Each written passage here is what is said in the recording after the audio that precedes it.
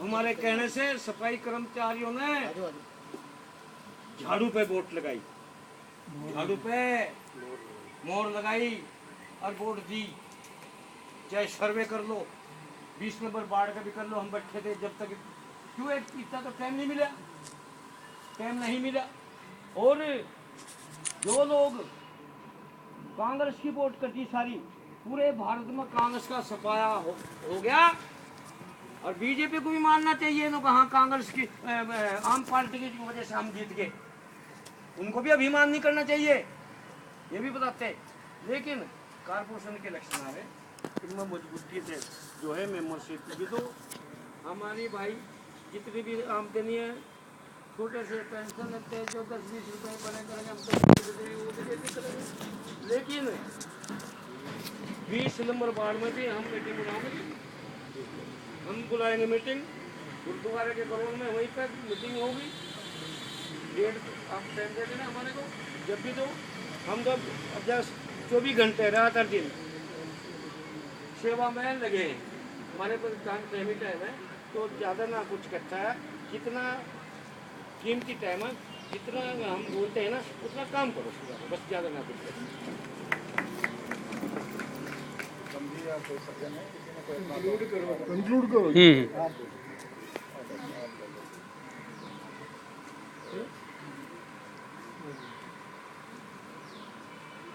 आम आदमी पार्टी के बहादुर साथियों, कुछ समय से मुझे चंदूलाल जी और हमारे जगन राम जी के पुराने साथी हैं, जिन्होंने इलेक्शन में हमारे साथ खूब बढ़ चढ़ करके काम किया। इनका बार बार ये कहना था कि इलेक्शन के बाद या चुनाव के बाद कोई ऐसी जगह हम इकट्ठे नहीं हुए हैं जहां अपना विचार हम विचार तलाश में सबको और इस पार्टी को आगे बढ़ाने के लिए कुछ योगदान कर सकें। हम कुछ इस इंतजार में थे कि ऐसी कोई डायरेक्शन मिले या कोई और गुल जी यहाँ पे हों या बाकी सब लोग हों और उस डायरेक्शन में हम कुछ काम करें। लगता है कि हम लेट हुए, लेकिन देर आए दुरुस्त आए। हमने अपना अब ये प्रोग्राम जब आया पार्टी की तरफ से कि मिशन विस्तार का काम शुरू किया जाए, तो अब हम इस रास्ते पे चल पड़े।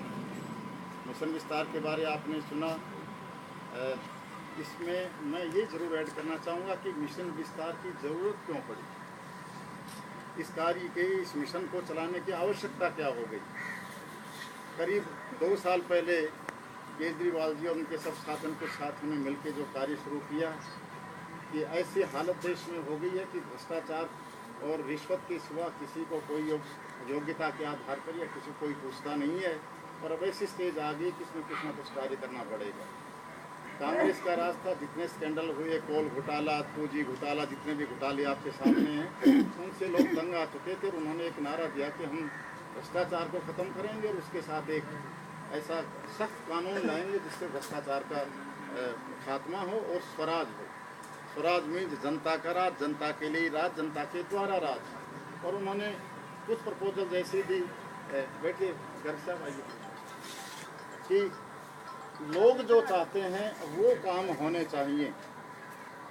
और उन्होंने एक हमें सिद्धांत दिया कि हम मोहल्ला सभा से शुरू हों और मोहल्ले में जो लोग फैसला करें सरकार वो करे, ये ना कि वो अपनी मर्ज़ी से, अगर उनको स्कूल की ज़रूरत है तो अपनी मर्ज़ी से फव्वारे लगा दे या कुछ और ऐसे बड़े बड़े मॉल खोल दे और जो जनता की ज़रूरत है वो पूरी ना हो सके। इस कार्य को आगे बढ़ाने के लिए वो आगे आए और जनता ने उनका साथ दिया। और आपको मालूम है कि दिल्ली में सरकार बनी। अब दिल्ली में सरकार जब बनी तो उसके हर रोज़ का उनसे हिसाब मांगना शुरू हो गया कि आज 2 दिन हो गए, आज 4 दिन हो गए, आज 5 दिन हो गए, तुमने क्या किया, आज 6 दिन हो गए। और लगातार ये सिलसिला जब चलता रहा और जब उन्होंने अपने असल काम पर आए कि हमने भ्रष्टाचार खत्म करना है और स्वराज की स्थापना करनी है, तो जो लोग उनके साथ में कह रहे थे कि हम आपके साथ रहेंगे, सरकार बनाएंगे, उन्होंने टांगें खींची, विड्रा किया। और उन्होंने कहा कि जब हम जिस मकसद से आए थे वो मकसद ही पूरा नहीं हो रहा है तो कुर्सी पर बैठने का हमें कोई शौक़ नहीं है। और उन्होंने अपने चीफ मिनिस्टर को कुर्सी को लात मारी, जिसको उन लोगों ने फिर भगोड़ा या कुछ और शब्दों से प्रयोग किया। लेकिन इतना बड़ा कुर्बानी, इतनी बड़ी आपने प्रिंसिपल के लिए कुर्बानी शायद इतिहास में आपको कहीं देखने को नहीं मिलेगी। अब इसकी ज़रूरत ये पड़ी, हम समझते थे कि इलेक्शन जो हुए कांग्रेस को उसके फल का, उसका कर्मों का फल मिल गया, दूसरी अब सरकार आई है, शायद उसमें कुछ अच्छी बातें हों, सपने भी बड़े अच्छे दिखाए गए, अच्छे दिन आ गए हैं, कई बातें की गई, लेकिन अब जो इनका 40 दिन का या 45 दिन का जो टेन्योर हो गया, जब उसको देखा गया है तो अब हम देख रहे हैं कि अब उससे भी ज़्यादा कार्य करने की ज़रूरत आपको पड़ेगी। जो कुछ उन्होंने दिया है 40 दिन में आपके सामने है। और सबसे बड़ी जो नई चीज़ नज़र आ रही है, वो हमारे एक साथी कह रहे थे कि जिस तरह से सबसे बड़ी जो एक्सप्लॉयटेशन है, उन्होंने कहा था कि हम एजुकेशन के लिए काम करेंगे, हम हेल्थ के लिए काम करेंगे, और कुछ नारे उन्होंने बड़े अच्छे लुभावने दिए थे। उसमें एजुकेशन का हल देख लीजिए, आपने अखबार में पढ़ा होगा कि सारा दिन बच्चे, उनके माँ बाप, उनके पेरेंट्स कॉलेज के बाहर खड़े हैं, दाखिला नहीं हो रहा। ये तो काम एजुकेशन के लिए किया। महंगाई को कम करेंगे, वो उन्होंने बहुत ज़्यादा कम कर दी, तेल किराया भी बहुत सहूलियत से कर दिया, बाकी चीज़ें भी, चीनी और जो भी कुछ बढ़ रहा है। तो इन हालात को, दूसरा था सबसे बड़ा काम था कि जी हम रोज़गार देंगे, और रोज़गार के लिए जो बजट आया है तो उसमें सबसे पहले उन्होंने शोर मचाया कि शायद रेलवे को भी हम प्राइवेट को दे दें, शायद रेलवे स्टेशन भी प्राइवेट लोगों को दे देंगे। और ये जो ठेकेदारी प्रथा थी, जो हमारा जो हमने यहाँ अपना मेमोरेंडम बना के जो दिया था, उसमें हमने कहा था कि सबसे बड़ा एक्सप्लॉयटेशन आदमी कर रहा है, ये ठेकेदारी प्रथा कर रही है। उसको बढ़ावा देने के लिए अब इन्होंने कहा था कि ये भी शायद हम प्राइवेटाइज कर दें। इसलिए हम महसूस करते हैं कि इस सारी प्रथा को रोकने के लिए अब मिशन विस्तार की बहुत ज़्यादा ज़रूरत है। और उस मिशन विस्तार में हम सब लोग जुड़ें, और उस सब लोग जुड़ के उसको आगे बढ़ाएं, ताकि ये जो कार्रवाइयाँ सामने से आगे से आ रही हैं, इसमें शिक्षा के स्तर पे काम होना है। ये ठेकेदारी प्रथा हमारा पहला ये काम होगा कि ठेकेदारी प्रथा को जड़मूल से ख़त्म किया जाए। ये हमारी पार्टी का असूल है कि इसको हम सबसे पहले लें। ब्यूरोक्रेसी का यहाँ इतना बुरा हाल है। अभी पीछे एक सर्वे हुआ, उसमें आया कि चंडीगढ़ की जो ब्यूरोक्रेसी है, जो IAS और ये जो SDM और ये ऑफिसर्स बैठे हैं, ये हिंदुस्तान में सबसे लोवेस्ट रैंक का जो डिग्री इनको दी गई है कि यहाँ ये अपने मर्जी से सब कुछ काम करते हैं, जनता का कुछ नहीं। सबसे लोवेस्ट इनका सिस्टम यहाँ पे चंडीगढ़ उसका पाया गया। इसलिए यहाँ इस मिशन विस्तार की और ज़्यादा ज़रूरत अब बढ़ गई है। इसलिए इकट्ठे होकर अब हमें आना होगा, सामने आना होगा। लेकिन खाली अगर हम बैठे रहे हमारी सिस्टम में, वो कहते हैं कि राजनीति बहुत गंदी है, बहुत गंदी है। केजरीवाल जी ने कहा कि चाहे जितनी भी गंदी है, अब अगर इसको कीचड़ कहते हैं, तो जब तक कीचड़ में नहीं आओगे, इसकी सफाई नहीं करोगे, बात नहीं बनेगी। कोई भी आपने चीज़ आगे बढ़ानी है, अगर ठेकेदारी सिस्टम ख़त्म करना है, एजुकेशन ठीक लानी है, और ये जो FDI का ड्रामा है और ये जो बुलेट ट्रेन का ड्रामा है, ऐसा लग रहा है कि आने वाले इस 5 साल में जो अडानी और अंबानी की बात हो रही थी, बुलेट ट्रेन उन्हीं की चला करेंगे, अभी आम आदमी का सफाया हो ही जाएगा। इसलिए आप लोग इकट्ठे होकर दोबारा जुड़ो, बेस रूट से जुड़ो। उनकी जो मोहल्ले की डेफिनेशन थी कि मोहल्ले के जो साथी वॉलंटियर्स हैं, उनके कहने से काम होने चाहिए, वो सब जुड़ें। वो इस पार्टी के और हम सब के आँख, नाक, कान और प्राण होंगे। वो अपनी समस्याओं को आगे बढ़ाएंगे, और उसमें यही है कि हर बूथ के साथ हम कम से कम पहले 2, 3, 4 या 10 आदमी हम जोड़ें। हर बूथ में तकरीबन 1000 से 1200 वोट हैं, तकरीबन 300 घर हैं। अगर हम एक बूथ के साथ 10 वॉलंटियर जोड़ देते हैं तो 30-30 घर उनके साथ आते हैं। और जिस तरह हम सब ने कहा था कि हम मेहनत करके उन लोगों से पास जाएंगे, उनको अपने साथ जोड़ें, तो ये कामयाबी आपको मिलेगी। और फिर जब अगर सामने जो इलेक्शन 2-2.5 साल के बाद आ रहा है MC का, अगर उसमें आप लोग कामयाब होते हैं तो पहला काम ये होगा कि इस ठेकेदारी प्रथा को ख़त्म करें। अभी कुछ जमादार साथी भर्ती किए थे ठेकेदार ने, मेरे पास लोग आए कि जो आप सिफारिश कर दो, ये ठेकेदार हमको रख ले, क्योंकि शायद हमें अगर हम कच्चे भी लग गए तो शायद 3-4 साल के बाद हम शायद पक्के हो जाए, 5 साल के बाद। लेकिन वो ठेकेदार साहब भी इनको रखने की 10,000 रुपये की रिश्वत ले रहे हैं। 15-20 ठेकेदार ने रखना है, देना है उसको 5-6 हज़ार रुपया, उसका खून उसने चूसना है, और वो भी पहले रिश्वत लेके तब उनके नाम लिखे जा रहे हैं। ऐसी हालत इस MC में इन साथियों की है। जिस जगह काम करने वालों की, जिस जगह कमेरा वर्ग की इज्जत ना होवे, वो देश, वो राज्य, वो स्टेट, वो नीचे जाएगा ही जाएगा, इसमें कोई दो राय नहीं। हम सबको सलाम करते हैं कि IAS हैं, ये फलां है, ये फलां है। मैं भी सुबह लेक पे जाता हूँ, लेकिन मैं ये समझता हूँ कि लेक पर जब हम पहुंचते हैं या किसी भी जगह हम जाते हैं, सुबह मार्केट में जाते हैं, तो जो साथी वहाँ झाड़ू लगा के उसकी सफाई कर रहा है वो उस आईएएस से उससे बड़ा है, उसको सलाम हमें करना चाहिए।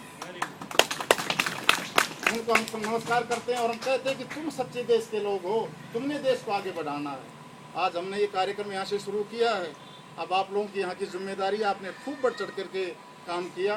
कुछ साथियों ने प्रेमवश मेरा नाम बार बार लिया है, मैं इन साथियों जैसा ही बिल्कुल ज़मीन पे बैठने वाला आदमी हूँ। मैं था कभी यहाँ आपके साथ था, अब भी मैं आपके भाइयों की तरह हैं, तो बार बार मेरा नाम मुझे ही महसूस हुआ कि नहीं लेना चाहिए।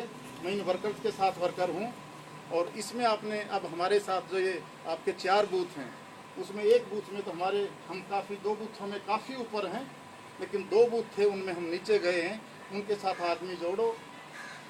मैं अपने मन से एक बात ज़रूर ये कहना चाहूँगा कि जिस दिन इलेक्शन हो रहा था तो सुबह हम 6:30-7 बजे यहाँ पे पहुँचे। हमें लगा कि अब हमारे साथी यहाँ नहीं पहुँचे हैं, तो हमने कुछ टेलीफोन किए चंद्रलाल जी वगैरह को और विक्रम जी को भी फ़ोन किया। उन्होंने अपने आदमी वहाँ लेके पहुँचे।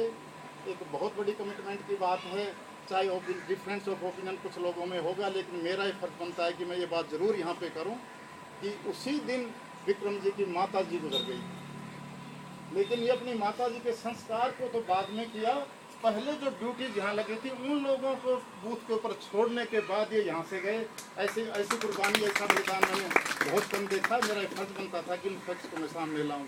आप सब लोग जुड़ेंगे, आप सब लोग साथ होंगे, तब इन लोगों को इज्जत मिलेगी। और जब घर घर जाके आप लोग काम करेंगे तो अब आपका ये मिशन पूरा होगा, मिशन विस्तार भी तभी पूरा होगा। और कुछ काम आप जो कर सकोगे, जो आपके ये मुद्दे सामने आ रहे हैं, तभी कर सकोगे जब आप इकट्ठे होकर आगे बढ़ोगे। मुझे उम्मीद है कि जिस तरह बाकी जगह हमने मीटिंग्स की थी, उनमें बाकायदा उनकी हमने मिनट्स बनाए हैं, वो सिस्टम से काम चल रहा है। हम उसमें मैसेजेस के लिए अरेंजमेंट्स एक दिन में कर रहे हैं, उनका सबको मैसेज भी जाएगा। और उसके बाद ये जो नए लोग जुड़ेंगे उनको भी उसमें ऐड करते जाएंगे। और आप लोग हमें 4 बूथ हैं सतीश जी, आप सब लोग मिलके, और हमें कम से कम 40 आदमी यहाँ से ऐसे दो जिनकी फिर दोबारा एक मीटिंग करके सब लोग आके मिलके इस काम को आगे बढ़ाएं। और हमारे ये वायदे, जिस तरह आदित्य भाई साहब ने कहा था कि एजुकेशन का और ये सब काम तब पूरे होंगे जब हम इकट्ठे होके आगे बढ़ें, इस राजनीति के बीच में आएँ और एमसी वाले इलेक्शन में बताएं कि काम किस तरह से होता है और आम आदमी पार्टी की बुकत क्या है। 2 पॉइंट्स मैं आपसे छोटे छोटे और लूँगा। वो कहते हैं कि आपकी पार्टी हार गई, आपके लोग छोड़ के चले गए, आपकी पार्टी का वजूद नहीं रहा। हमने कहा भाई आपकी संख्या से गिन रहे हो क्या? हमारा असूल था, सबसे पहला असूल आम आदमी पार्टी का था कि बेईमान आदमी को लोकसभा में नहीं जाने देना। तकरीबन हिंदुस्तान में ये काम पूरा हुआ, चंडीगढ़ में तो पूरा हुआ ही हुआ। नंबर 2 पे मिशन था। नंबर दूसरा था कि जो भी पार्टी चंडीगढ़ में है या भारतीय है, पंजाब का भी अब तो बाकायदा बड़ी भारी खबर आई है, वो कहते हैं जी सर कांग्रेस हार गई। हारने वाले कहते हैं कि आम आदमी की पार्टी की वजह से हार गए जी। जो जिनकी जमानत जब्त होगी वो कहते हैं कि जी जमानत जब्त हुई आम आदमी पार्टी की वजह से। और जो जीत गए वो भी ये कहते हैं कि धन्यवाद आपका, आपकी वजह से हम जीत गए। ये पार्टी खत्म हुई या पार्टी आगे बढ़ी? 400 सीटों में हमने इलेक्शन लड़ा, सारे हिंदुस्तान में ये बात गई है। इसका जवाब भी आपको देना चाहिए जब हम डिस्कशन जो हों कि पार्टी हारी नहीं। कहते जो आपके लीडर छोड़ गए, मैडम दमानी छोड़ गई, वो फला छोड़ गया, वो फला छोड़ गए। अगर 4 आदमी छोड़ गए हैं तो 1.5 करोड़ आदमी पार्टी के साथ जुड़े भी हैं। क्या आपको वो नज़र नहीं आते? और साथ ये कहते कि ये तो वर्कर हैं, लीडर छोड़ गए। हमारा असूल ये है कि जिस तरह ये मोहल्ला सभा का हमें सीन नज़र आ रहा है, हमारे लीडर इस मोहल्ला सभा में से ही निकालने, हमने वो कोई ऊपर से लीडर लेके नहीं आना। तो इन सब बातों का आप जवाब दें, हौसला रखें और सहयोग के साथ खड़े हों। मैं आपका ज़्यादा समय नहीं लूँगा। फिर दोबारा रिक्वेस्ट करूँगा कि हमें 30-40 आदमी जो वॉलंटियर्स हैं उनका साथ नाम दे के और उनको साथ हम अपने इस सेक्टर में आगे बढ़ें और परमात्मा करेगा कि हम इसमें